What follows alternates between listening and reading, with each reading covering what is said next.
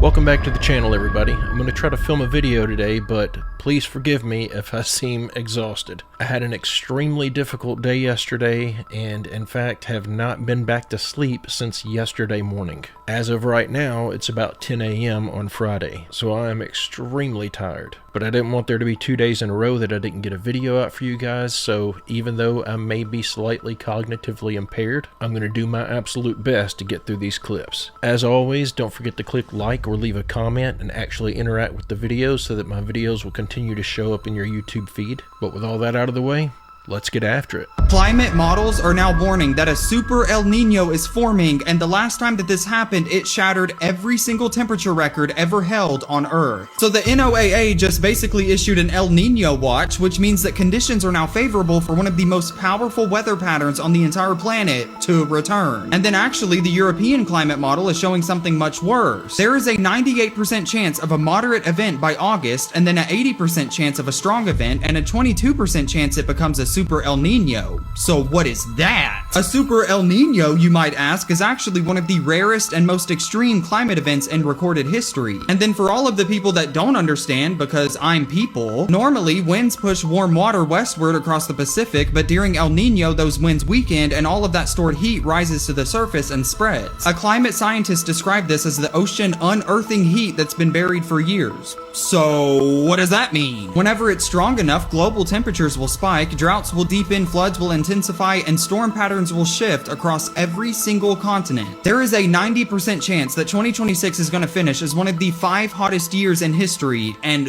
GTA 6 is still not even out yet. If you watch this channel at all, you probably know exactly where I'm going to go with this. If this actually happens, it's probably just going to be the accumulation of all this weather manipulation that they've been pulling off for years now. This is probably the grand event that they've been ramping up to. At least this time, if that's what's going on, they're seemingly giving us a heads up about it. But as much difficulty as these people have just telling us what the average temperature is going to be day by day and actually getting that accurate, I find it awful suspicious that they're telling us that something like this is likely to hit us in August. Unless, of course, they're planning to make it happen. Hey, so I'm actually scared of going back to Canada if Bill C-9 goes through. I'm not even kidding. Like, those of you who don't know what Bill C-9 is, Canada's getting ready to pass a free speech law where you can't talk against the government, or you get up to 10 years in prison and they can take away whatever they want from you, including your internet, your house, and all of that stuff. Like, there's absolutely no provisions in that law to state that the government has to, like, stop a cap at how far they can go to silence you.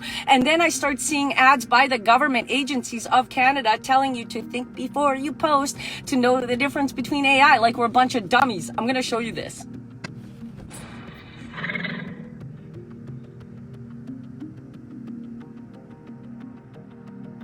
Only trust photos and videos from reliable sources. Think before you share. First of all, I will not think before I share. I will willy-nilly the crap out of it like I have my entire life. Because YOLO, I like to live on the edge like that. Because I'm a bad, apparently, according to the Canadian government. I've never broken the law. I have like 5 speeding tickets my entire life. I've always paid my taxes. I've obeyed every rule and all of that stuff. But somehow, calling the government of Canada a bunch of will land you 10 years in jail.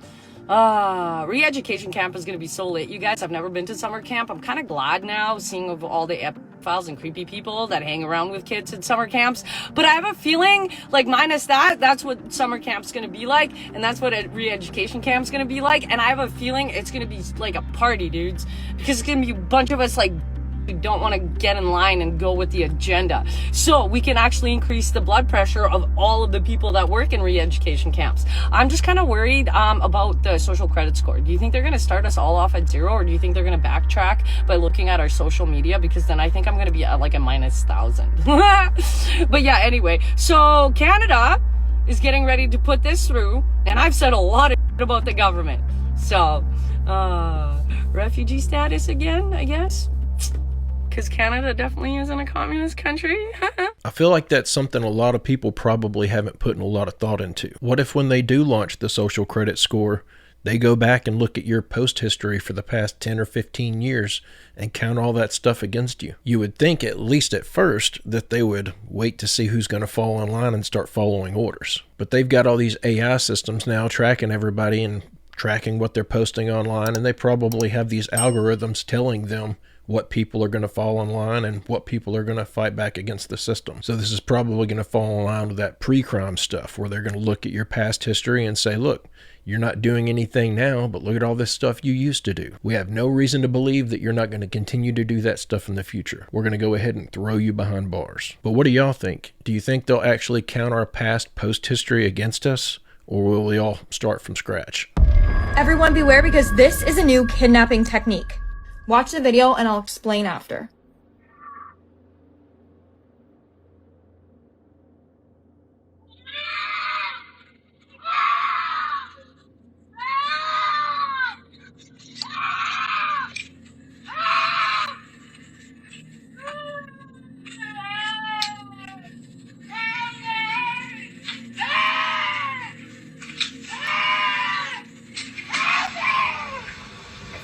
According to the men, there was a woman walking down the street, calmly just screaming.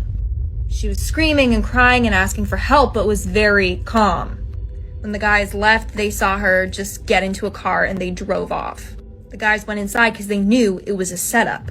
If they went to go help that woman, the car would have been right there and would have gotten the guys. Or mugged them, I don't know. Please stay safe out there. This is so scary. I've come across several videos like this, and it's kind of odd that by chance I came across this specific one whenever I did, because the night before last I heard something I could have swore was this exactly. I think it was like 9 o'clock at night because I was going to pick my son up from something at the high school, some sort of event they had going on. I remember standing out in the driveway for like 5 minutes trying to determine, should I go try to see who this is and see if they need help? And I never reached a determination on whether or not I thought this was a grown woman screaming or if it was a child. The tone would fluctuate as if it was two different people doing it. I eventually just convinced myself that it was a wild animal that was injured or something and just got in the vehicle and left. And I live so far out in the sticks, it's nothing but back roads back here, and it would have taken me 10 minutes to even figure out the direction that the sound was coming from. Almost every time I hear a loud noise like this outside at my property, it just bounces off the tree line and then the house and then the other tree line, and it could be coming from across the field. It's just ricocheting in circles. So it's really hard to determine what direction the sound is coming from anyways. But then I came across this video yesterday, and the moment I heard that woman screaming,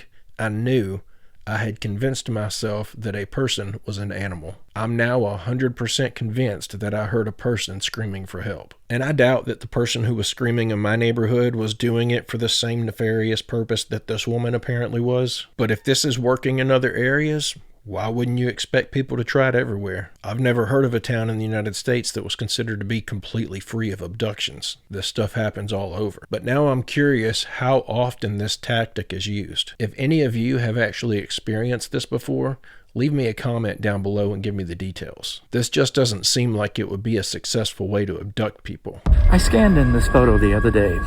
It was taken in January of 1956, and it shows me at age 1.5 months being fed by my mom. I decided to try an experiment. I took the photo and I went to 3 different AIs, ChatGPT, Google, and Grok. And I told each of them to colorize it.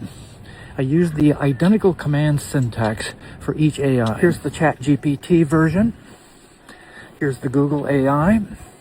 And here's the Grok. They all did a decent job of coloring the photo.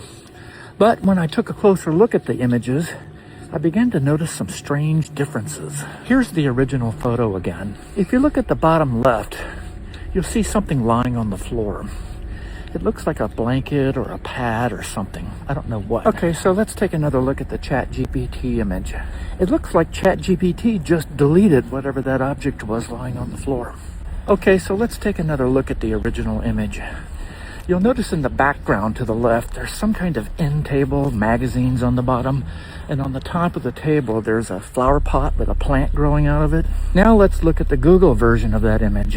Somehow, the flower pot has become 3 boxes of cereal, and there appears to be a plant growing out of a box of Cheerios. Apparently, artificial intelligence is taking liberties with the historical record. It's either deleting or reimagining content that it doesn't know what to do with. If it's doing that with our photography, I can't imagine what it's doing with our video or the written word. Oh, but it gets much worse. According to a study conducted by the MIT Media Lab, People who use artificial intelligence develop a condition called cognitive atrophy, and their critical thinking skills go into decline. This comes at a time when a majority of Americans, 53%, can't read above a 6th grade level. Artificial intelligence is not only meddling with the historical record, but it's making us dumb.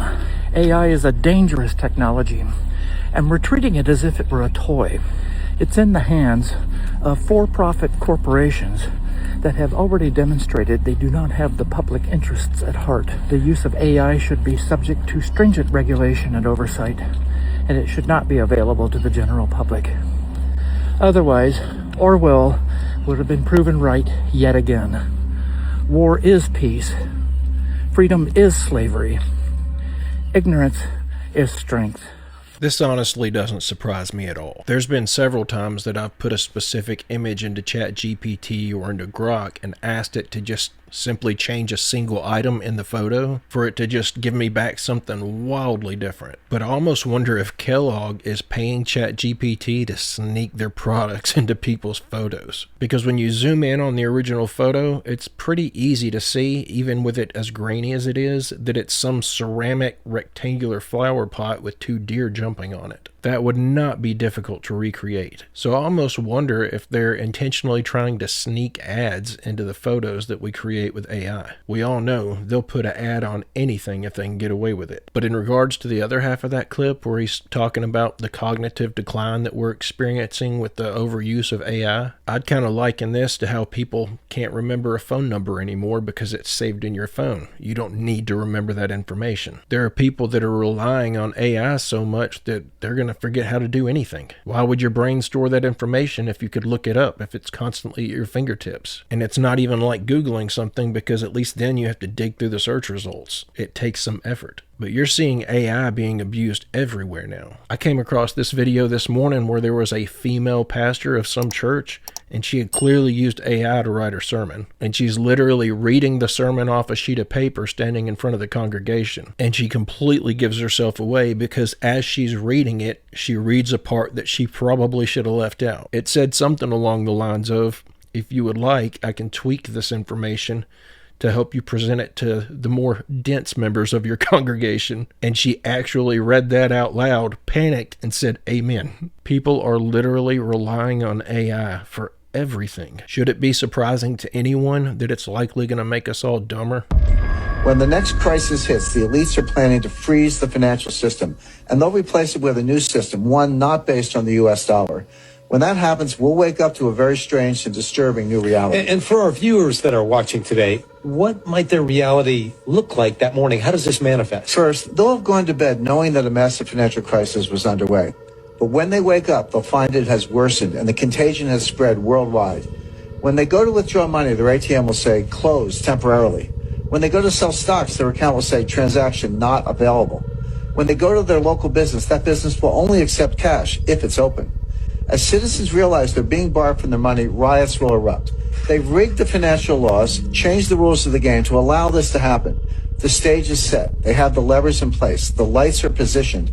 Now someone just needs to flick a switch. I have a pretty strong feeling that this is coming much sooner rather than later. And I don't think a person could truly prepare themselves for the impact of something like this. Even if you were to pull all of your cash out of your checking account, would people even accept cash? If every single bank closed down simultaneously overnight, and the entire economy screeched to a halt, why would anyone think that that cash is going to have a lick of value? It's probably not going to have any value. So it wouldn't matter if you had $20,000 in your pocket, you're probably not going to be able to use that to buy a box of macaroni and cheese. So I sure don't know what advice to give people, but this is certainly something we all need to be on the lookout for, because we know they are itching to switch us over to a digital currency. And likely the best way for them to do it is to just pull the plug. And I put this in writing to the Pentagon in 2012 when I told this. Okay? 2012? One thing she told me was, when you see Iran and Israel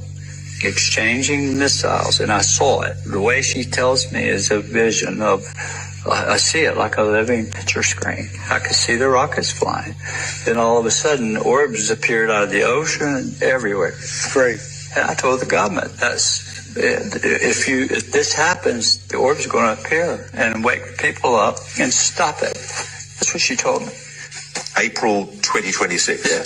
And okay, you've put yourself in it there, Chris. It's okay. It's okay. It's going to be Chris Bledsoe says April 2026 is when it all happens. But I can tell you this: when I told this to the government about 2026, I just repeated what she told me.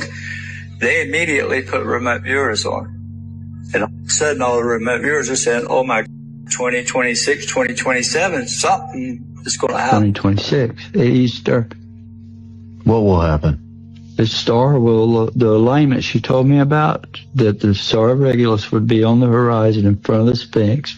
At that moment, there'd be a new knowledge. Well, I had no idea if this was even possible, but these astronomers run it through the machines and it comes out that that star is going to come up on the horizon in Easter of 2026.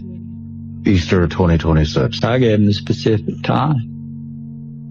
And it was with Robert Grant that I told him about this alignment and all. And then he's like, oh man, he's been looking for this ruby, this little ruby you have to find and place it between the paws of the Sphinx to make this event that he knows is going to happen in 2026. I said, Robert, it's not a ruby, it's the star of Regulus. He looks at it, he's like, oh my, it's the king stuff. So what's going to happen, I don't know. But I think it's possible that's the return of Christ. Yeah.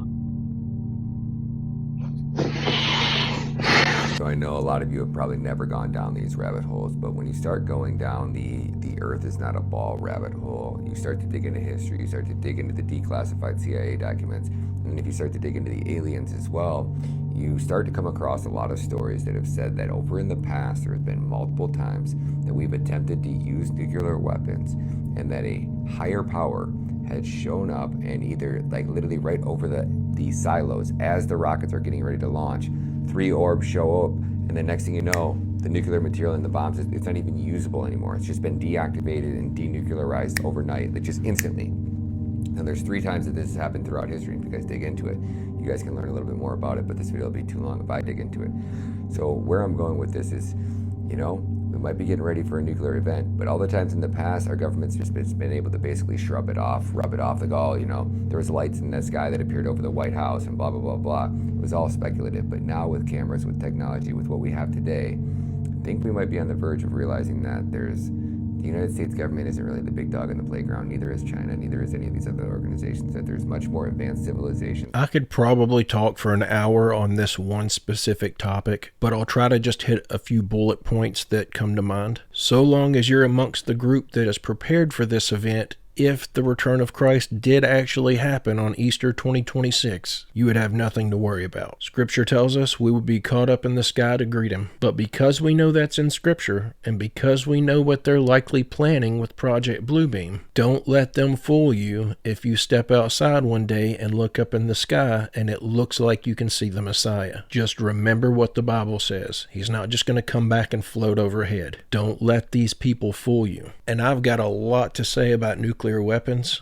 I'm not even convinced that we have them. And I know me making that statement is going to strike a chord with some people and I'll get some comments over it, but everyone's entitled to their opinion. I'm not trying to argue with anyone who is convinced, but it's just like so many other topics. The government has told us nothing but lies when it comes to nukes. Most of the test footage that they've shown us of them setting them off is all faked. So how are we to know what to believe? I think nuclear weapons has just been an excuse to allow them to go in and invade other countries for decades. And I could be completely wrong. I'm just skeptical about everything the government says, and I've seen them lying about too much. But as far as those lights in the sky that are going to appear and be our friendly helpers and deactivate any kind of nuclear weapons, Don't be fooled by that. Those aren't aliens. Those are all demons and fallen angels. And the government already knows this because they're the ones that gave us all this technology. All I'm saying is, when they finally do present themselves, when they finally do show up and tell us that they're here, you may not want to immediately buy whatever narrative we're given.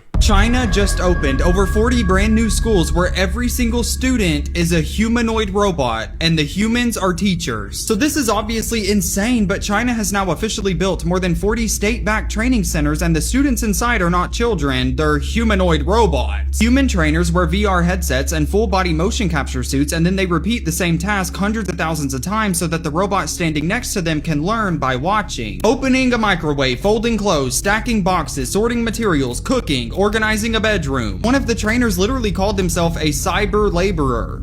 Okay. He said that this job is fine but boring. He does the same exact motion all day so that the robot can copy it. Guys, this is insane. Now here's the part that actually makes it insane, because the biggest facility in Beijing spans 2 full floors and replicates real factory lines. Each robot gets assigned to 2 different personal human trainers, and they call it small class learning, like a school. But it's obviously a robot. The reason why they're not able to just program this is because robot movement data doesn't exist online. You can't scrape it. Every single joint rotation, every single pressure point, and every reaction has to be physically generated from scratch, and that's why the humans are there. China is literally sending robots to school, but the position they're graduating from is your job. I can't help but to be reminded of all the stories I've read where people went in asking for a much deserved raise, only to then be turned down and then put in their 2-week notice, and then the company expects them to train their replacement who they intend to pay even less than they were paying them. We already know these elites don't need us. We already know they want to lower the population. The only thing that's really stopped them from taking us out at mass scale right now is that they do still need us. They do still need our labor. And now we're helping them come up with the solution to that problem. Does this seem like a bad idea to anybody else? It haunted him even after he moved out. Nick was experiencing unexplainable things throughout his house, like a knocking on his door when no one was there, and things moving on their own. Eventually, he decided to move out, but that didn't seem to help. One day after getting home, he captured this. As I was walking in, I heard some banging noises in here. That's why I'm setting up the camera right now to find out, what it is. Max, shut up! Ain't nobody here.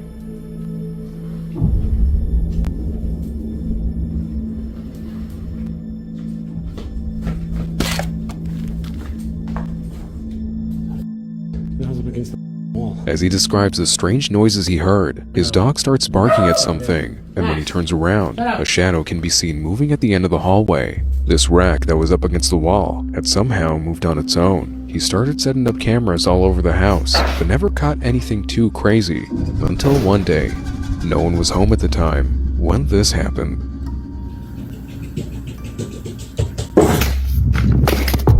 Footsteps can be heard charging towards the camera before something topples the tripod to the ground. Nick ended up moving again, but like last time, it didn't help. Whatever was causing the strange things in his house seemed to be attached to him. One night while traveling with his wife, Nick mysteriously went missing for 6 days. 6 days he strangely has no memory of. However, the cop that found him described Nick's condition at the time, and it's bizarre. Cruising around on this quad, found me on the backside of this mountain-ish hill thing, and I was dirty, and I was mumbling. What he said sounded like an old foreign language, a language he didn't understand, but it sounded old and it sounded real. Like I said, I don't remember anything. I don't remember being found. I don't remember anything until we were about halfway back to Sacramento. But the creepiest part is the recording of himself he found from the night he went missing. Please just leave me alone. Please just leave me alone. Thankfully, although he doesn't remember what happened during those 6 days, ever since then, the haunting has completely stopped. This looks very plausible until you see that last clip of whatever figure it was that was standing in the dark doorway whenever he was talking to himself. That looked like video game graphics, but honestly, it could just be that there was hardly any light in the shot, so the camera was really struggling to pick anything up. And if this were any other day, I would try to actually dig into this right now, but I don't think I have the brain power to actually do any kind of research on this clip. But if any of you have seen this guy before or seen his content before, does this story seem to add up over time? Like, is he claiming that he moved twice, or is it actually documented over a long period of time on his content? I guess an easy way to determine if this guy's making all this up would be to figure out what state he lives in. Go back through all of his original content and see if you can figure out exactly what days that he claims to have went missing for 6 days on, and then search the missing person records for that state for those 6 days. Or see if there's like a news headline or something where his wife was describing his appearance to the public in the hopes that they could help find him. I would say there's probably a good chance even that there's a small town newspaper that wrote an article along the lines of local missing man has been found. A lot of this stuff is really difficult to determine if you're being lied to, but at least when it comes to something like this, it wouldn't be that difficult to verify. And if he did go missing for 6 days, that would go a long way in validating his story. Unless he's pulling a Walter White and pretending to go into a fugue state so he can cook something he shouldn't be with a local high school kid. And of course, I'm just joking on that, but I always do find it a little suspicious anytime someone says that they disappear for like a week and they don't remember what happened to them. It's just difficult for me to picture someone blocking out that much time, not at least remembering something about it. But who knows, maybe it'll happen to me one day and then I'll know just how serious it could be. But guys and gals, I'm going to go ahead and end the video right there. I appreciate you all tuning in today and watching these clips with me. If I'm able to get some sleep tonight, I intend to post again tomorrow. So God willing, check tomorrow around 5 p.m. I may have something up. If I don't, then I plan to see you all on Monday. Don't forget to click like or leave a comment to interact with the video. It should increase the odds of my next upload actually showing up in your YouTube feed. That's something a lot of people are still having issues with. But guys and gals, I hope everyone has a great, safe, fantastic rest of your day. If I don't see you again until Monday, have a phenomenal weekend, and I will see you all in the next one.